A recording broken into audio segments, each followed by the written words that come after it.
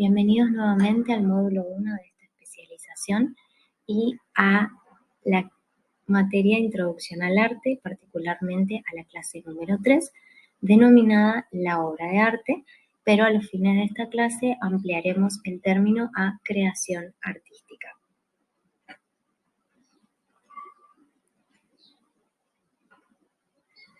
Los términos de obra de arte y obra artística son las denominaciones que se dan al producto de una creación dentro del campo del arte. Como menciona la autora, pueden ser muchas y distintas las formas en las que se concibe y se describe el arte y las creaciones artísticas en la sociedad. Así tenemos la visión de lo que plantea como una forma de lenguaje, como un acto de comunicación del ser.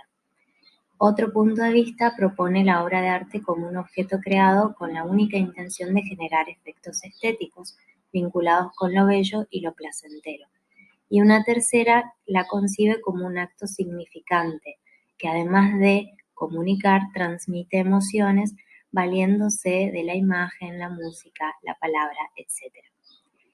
Pero, como menciona la autora, al tratar de explicar o de interiorizar sobre cuáles son las inspiraciones, la creatividad, o bien hablar de las influencias y las vivencias de la personalidad de un individuo en esa expresión artística, porque claramente cada creación artística es particular, única y diferente a las demás, aunque planteen o representen lo mismo, porque provienen de diferentes individuos, dejaría en algún modo sin efecto lo que es este segundo concepto que solo ve el arte con fines estéticos.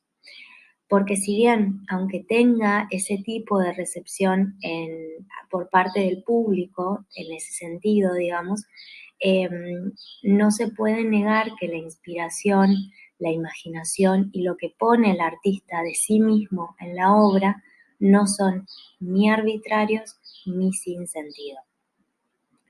Entonces, entendiendo que la personalidad, las vivencias, el inconsciente y la relación con los otros son la base y el impulso para esa creación artística como medio de comunicación, en el acto de crear es tan importante entonces el rol que cumple la parte consciente que posiblemente haga que esa creación sea viable o posible de realizar, es decir, que se ocupe de la parte más concreta o de la acción, como la parte inconsciente o el rol del inconsciente que trabaja sobre las experiencias previas y se ocupa de esa parte creativa y emotiva de la obra. Entonces, el momento de la creación surge a partir de ese elemento fecundador que estimula la imaginación y que dinamiza la creatividad y provoca nuevas emociones, sentimientos o ideas que pueden llamarse como inspiración. Más allá de que muchas veces el creador ni siquiera es consciente de ese elemento inspirador externo, y que muchas veces no es solamente uno, sino que es la suma de varios pequeños estímulos. En el artista, las motivaciones de las que estábamos hablando, con rotunda fuerza de expresión que las hace notorias, se manifiestan abiertamente por medio del lenguaje, en una urdimbre sutil donde las vibraciones comunes inherentes a todos los seres humanos se transforman en vibración mágica de belleza. La autora propone que toda persona y todo artista está en su vida cotidiana impulsado por diferentes motivos, tanto conscientes como inconscientes. Necesidades físicas, pasiones, estados de ánimos, influencias de su ámbito cultural, de sus ideales, de su religiosidad, razones de odio, de amor, de afinidad, etc.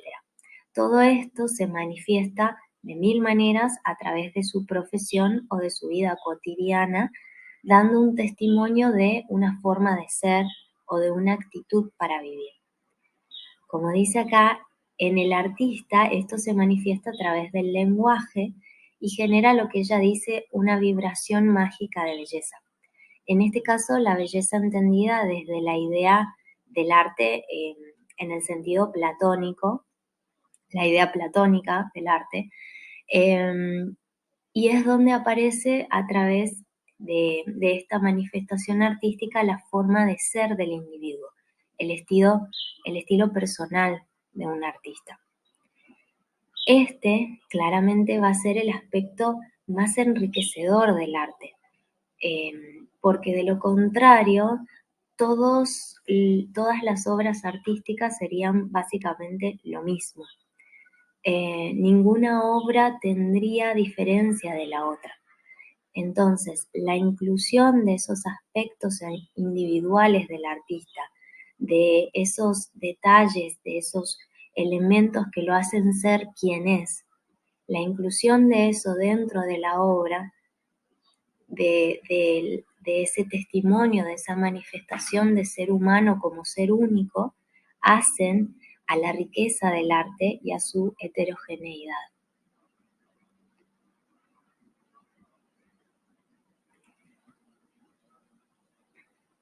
En principio, hasta inicios del siglo XXI, la creación artística estaba en gran medida únicamente asociada a los considerados artistas. Y a partir del siglo XXI comienzan a aparecer movimientos artísticos que consideran a la creación artística como un elemento generador de pensamiento y como un espacio de libertad para el individuo. Entonces, la creación desde el punto de vista personal tiene la finalidad de que todas las personas puedan expresarse libremente a través del trabajo creativo y también del trabajo colectivo, ya que el propio mecanismo intrínseco del arte implica la relación y el trabajo con el otro. Entonces, la creación artística puede servir para reconstruir el conocimiento y transformar la vida del individuo y de la sociedad de la cual forma parte. Como lo expresa esta cita de la UNESCO, toda obra de arte es el foco de la comunidad potencial de individuos que la aprecian o que podrían hacerlo. Esta comunidad es libre. La libertad artística incluye también el derecho de los ciudadanos a participar en la vida cultural. Por lo tanto, constituye un elemento esencial del bienestar de nuestras sociedades. En este sentido, plantea que tanto el arte como la cultura son una fuente inagotable de generosidad, de apertura, de libertad, de resiliencia. Cualquier práctica artística es un recurso, entonces, lo suficientemente abierto y libre como para que haya la posibilidad de adaptarlo a las circunstancias y a la necesidad de cada persona, de manera que ésta pueda desarrollar su propia capacidad creativa. Y esto aleja el concepto tanto de arte como de artista y de creación artística de aquel considerado conocedor o idóneo de la temática. Es inherente a cualquier persona por el simple hecho de ser quien es. Entonces, planteamos la siguiente definición de creación artística. Es un proceso a través del cual la persona es capaz de generar un producto único y original, que aparece desde su interior, desde sus experiencias y conocimientos, y al que mediante un proceso o progreso es capaz de darle forma y contenido en un espacio de libertad y de encuentro con él mismo, con sus objetividades y sus subjetividades, y desde sus deseos y necesidades.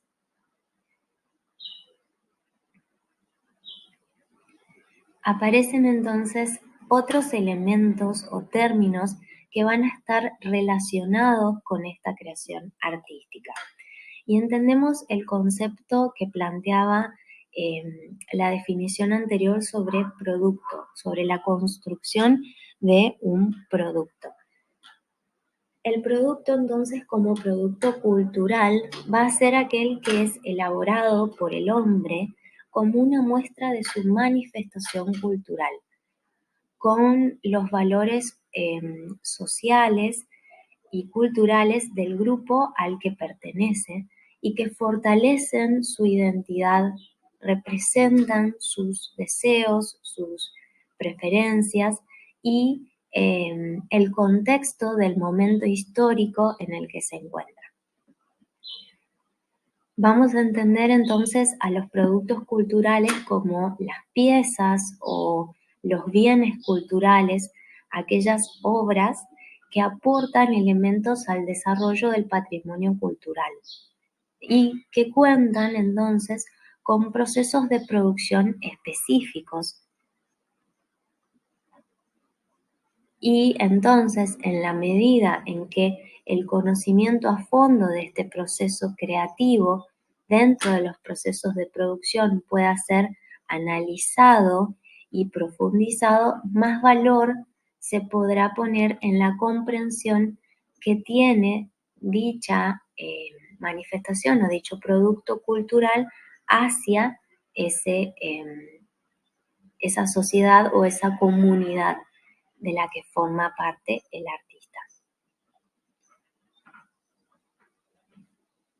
En la diversidad de las artes y también de acuerdo al lenguaje o a la disciplina, los procesos productivos son muy variados y son múltiples. No existe una sola manera de producir o de llegar a un producto cultural. Claramente no es lo mismo producir una obra de teatro que una obra coreográfica. Cada una de ellas va a tener una manera particular y características sobre las que va a trabajar con el espacio y de acuerdo al lenguaje o al discurso particular de lo que quiere manifestar. De esta manera, entonces, observamos la forma en la que se van desplazando los procesos de producción de acuerdo eh, al lenguaje, que también se modifica de acuerdo a lo que es la evolución de la historia y de la historia escénica y a la evolución de la tecnología, que también, o de los adelantos científicos tecnológicos, que también van a aportar sobre esta cuestión a cada una de las disciplinas. Y que van a modificar en gran medida el producto que se obtiene, el proceso en el que se trabaja y la manera en la que se consume dicho producto también. El consumo cultural, entendiendo como consumidor cultural a este individuo que se relaciona con un producto o con una obra en particular y establece una relación entre ese objeto cultural y el sujeto, espectador o público, abierta a todas las múltiples posibilidades de consumo. En este sentido, hablamos de, partiendo de lo tecnológico, a todas las diferentes formas y maneras en las que puede presentarse o distribuirse de repente el producto cultural. Pero hablando particularmente de la distribución, vamos a pensar en dos de los ámbitos cotidianos y los espacios sociales más significativos de la transmisión de este producto cultural, que son la escuela y el hogar, ¿sí? Y van a ser los puntos más relevantes en donde se produce la transmisión cultural, para después, posteriormente, trasladarse a otros espacios que tienen una conformación institucional más establecida para esa distribución en cuanto a la construcción social, ¿no es cierto? Como pueden ser espacios de foros, auditorios, casas de las culturas, galerías y demás.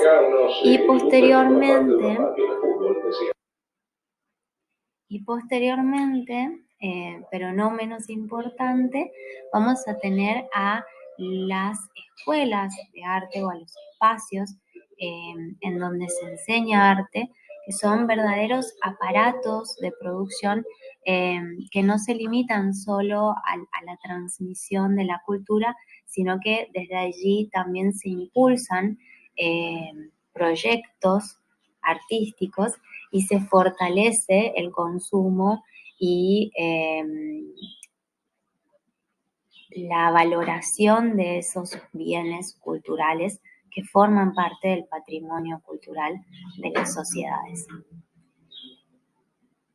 Entonces, es un hecho que hablar de la producción cultural implica situarnos en un tiempo y en una historia, un contexto histórico, acorde a la concepción y a la realización de ese producto cultural para poder, en principio, identificarlo, comprenderlo y posteriormente interpretarlo.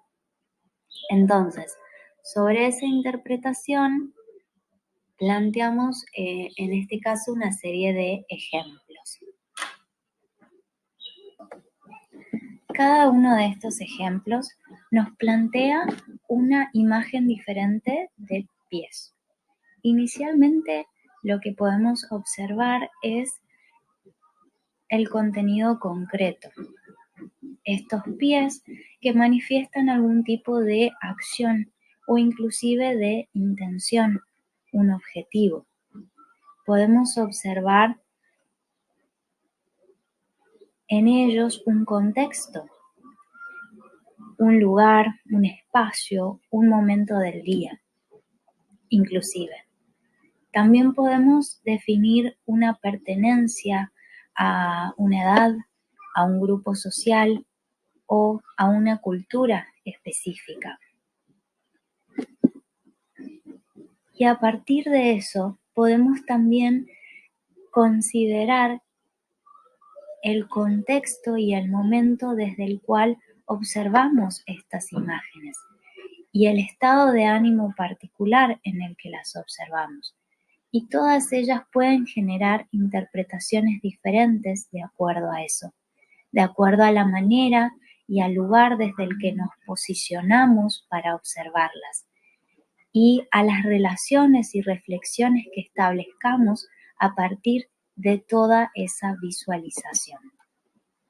Entonces, la interpretación implica configurar una propuesta amplia que conlleve a trabajar los problemas en torno a la definición y al concepto del arte desde el cual nos posicionamos para poder detallar el aparato conceptual de su metodología interdisciplinaria.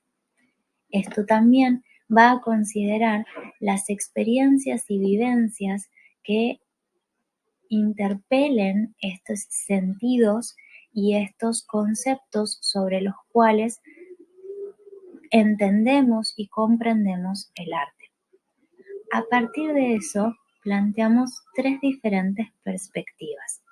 En un principio, la de la dimensión cultural, en donde entendemos que la posición imaginaria del creador y de su obra, de acuerdo con este contexto histórico, genera una posición conceptual más amplia para el estudio y el análisis de las obras de arte. El resultado entonces será el entendimiento del arte desde una forma culturalista, significativa y profunda. En la dimensión cultural, el primer paso, dice, pone en juego la cultura en la que se desarrolla el autor, al igual que el intérprete. La autora dice, citando, que Panofsky define la dimensión cultural como un conjunto de códigos pertenecientes a una cultura particular. 3 van a ser los elementos que van a dimensionar este concepto. Es decir, en primer lugar, se van a detallar los medios de la expresión artística determinados por el uso de los elementos específicos de cada disciplina o de cada lenguaje. El segundo aspecto lo va a constituir la articulación interna de esos mecanismos o medios de expresión. Y el tercer elemento será el estilo, es decir, la manifestación esencial de cada cultura, en donde se exponen o se desarrollan aquellos principios espirituales, políticos, los sistemas de pensamiento, de ideales y de valores. En el caso del fenómeno estético, como lo plantea la filosofía, dice que el compromiso discursivo que tiene el arte, al menos de manera provisional, altera el orden de las habilitaciones y compromisos que estamos dispuestos a asumir. La significatividad, entonces, nace de ese juego inferencial. Inferencia en el sentido del concepto de la filosofía que implica a generar conclusiones a partir de diferentes preceptos o premisas. Entonces, el arte permite poder construir una nueva significación, una nueva reconfiguración de lo que observamos, de lo que nos rodea y de aquellos conceptos que están construidos o aceptados de alguna manera por la comunidad o el grupo social en el que nos encontramos inmersos y contextualizados. Y en una tercera perspectiva planteamos lo simbólico y lo imaginario. Ambos intervienen como elementos de significación, que son de carácter social y que funcionan sobre una base de significados compartidos. Junto al imaginario individual existe un imaginario social, que es una suerte de margen de indeterminación entre lo natural y lo racional, y donde los grupos y las sociedades forjan o moldean su modo, su forma de ser y de pensar. El imaginario es un modelo de mundo que se asume para darse identidad, pertenencia, consistencia social. En ese imaginario se encuentran una gran cantidad de símbolos que se usan con el fin de darle una definición a ciertos elementos concretos sobre los que se construye la identidad de un grupo o de una sociedad. Entonces, este símbolo es el que posibilita la formación de imágenes mentales.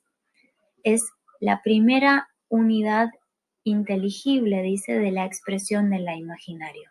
La primera unidad tangible, podríamos decir. Y además representa para el hombre la posibilidad de penetrar en los distintos niveles de la realidad. Es decir, en hacer visible lo que previamente no lo era. Hacer visible el símbolo es obviamente una dificultad importante, pero es necesaria porque es lo que le va a dar sentido a la obra, ligando entre sí, relacionando entre sí todos los órdenes de la realidad.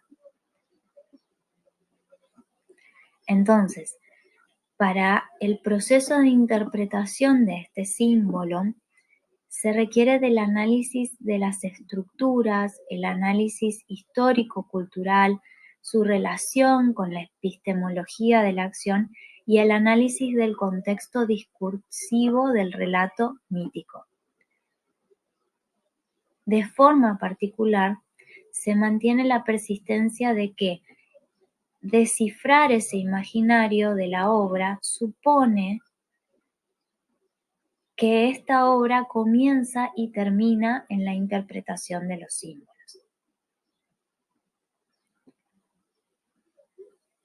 Entonces, de acuerdo con este carácter cambiante y dinámico del símbolo, el mismo contiene dentro múltiples sentidos e interpretaciones.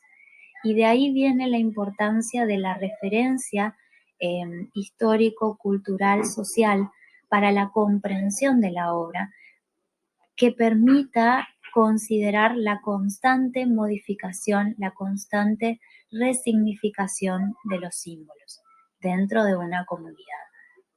A partir de esto, planteamos desde la materia un proceso de análisis general, teniendo en cuenta que todas las artes tienen su propia metodología, como aclaramos, su propia metodología interdisciplinaria para la aproximación a ese análisis o para la profundización de ese análisis, como así también, y hemos visto previamente en las perspectivas anteriores, otras ramas de las ciencias y de las ciencias sociales. En este caso planteamos un proceso que trata de sintetizar todos los elementos que hemos contemplado dentro de la clase. En una primera etapa, entonces, tenemos a esos elementos formales, aquellos que contemplan los mecanismos específicos de cada disciplina en la construcción de contenido y de conocimiento. La segunda etapa implica el contexto histórico, cultural y social, que va a implicar no solo a aquel que pertenece el autor que construye esta obra, a el contexto particular en el que construye la obra, es decir, al contexto de la obra en sí misma, y también al contexto de quien la observa, de ese espectador. En una tercera etapa vamos a hablar del sentido, es decir, iniciar la búsqueda de la significatividad y del símbolo que nos presenta esta obra. En una cuarta etapa vamos a contemplar la expresión, profundizar en lo que el artista desea transmitir desde nuestra perspectiva, cuál es el mensaje o la idea que se manifiesta a través de esta creación artística. Y en una quinta etapa participaremos de lo que es la reflexión. Una reflexión que nos permita relacionar todos los puntos anteriores y analizar cómo la obra impacta en mí, en mi ser, en mi individualidad, qué sensaciones, qué percepciones, qué emociones produce. En conclusión, el arte modifica premisas y conclusiones que estamos dispuestos a aceptar o asumir. Con esto nos transforma. El creador no solo representa, sino que se compromete. Es decir, trata los conceptos de modo esencialmente comprometedor con toda una serie de transformaciones de lo que habitualmente podamos entender como válido en los juegos de normas que articulan la existencia. Esto se apoya en el concepto de arte que se manifestó en las clases anteriores, que habla de un arte capaz de atravesarnos y de transformarnos. Muchas veces vemos una película o leemos un libro o apreciamos alguna obra en el arte escénico o de danza, de teatro, de visuales, escuchamos una canción y cada vez que volvemos a escucharla o a encontrarnos con esta obra, nos genera sensaciones y emociones diferentes. La interpretamos de maneras diferentes y nos permite construir y resignificar una mirada distinta en cada oportunidad, de cómo nos observamos a nosotros mismos, a los otros y a todo lo que nos rodea. Y es por eso que nos transforma. Muchísimas gracias a todas y a todos por participar de esta clase.